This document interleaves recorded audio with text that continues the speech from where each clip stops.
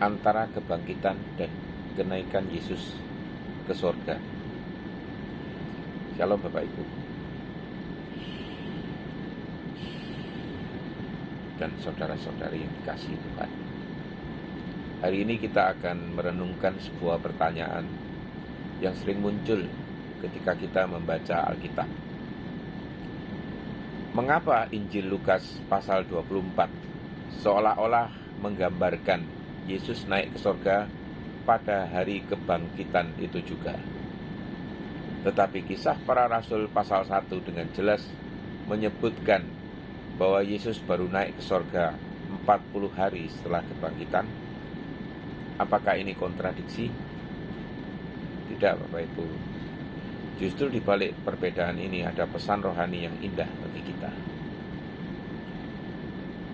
Menurut perspektif Lukas pasal 24, Yesus naik segera setelah kebangkitan.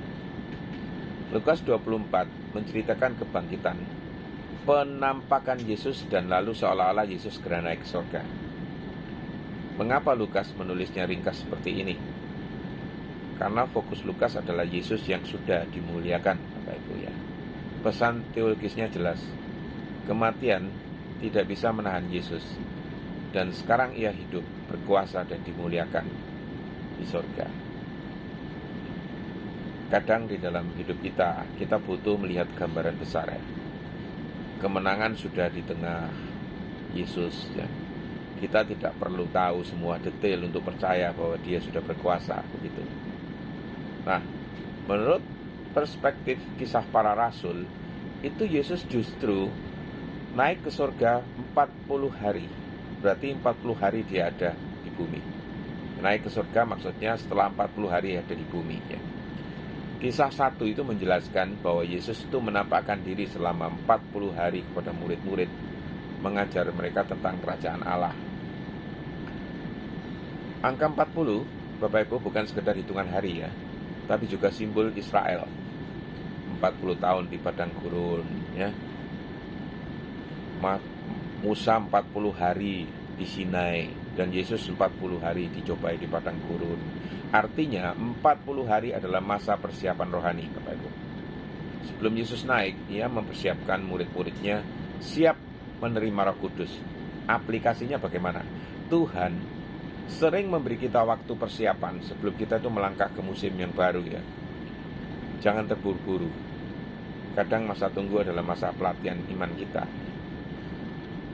Dua perspektif, satu kebenaran. Bukan kontradiksi, melainkan dua sudut pandang yang saling melengkapi. Lukas 24, Yesus sudah menang, sudah dimuliakan. Tapi Kisah Para Rasul 1, Yesus melatih murid-murid lalu naik ke surga. Yesus benar-benar naik ke surga sudah 40 hari setelah kebangkitan. Tapi Injil Lukas mengangkatnya demi pesan rohani. Jadi makna kenaikan bagi kita, Yesus hidup dan memerintah menurut Ibrani 7 ayat 25.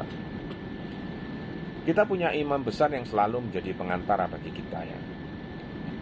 Yesus menyediakan tempat bagi kita, itu makna lainnya ya, di Yohanes 14 ayat 2 dan 3 ya. Surga adalah tujuan akhir kita. Yesus sudah mendahului kita ini.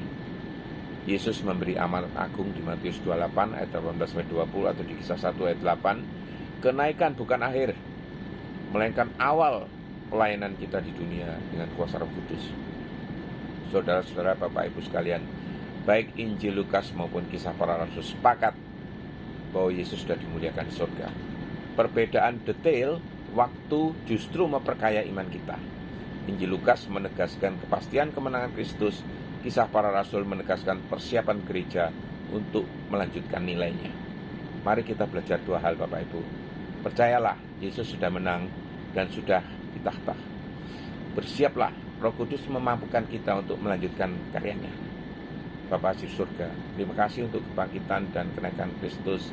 Ajar kami melihat bahwa Yesus sudah dimuliakan dan siapkan hati kami untuk dipakai sebagai saksimu di dunia ini. Dalam nama Tuhan Yesus kami berdoa.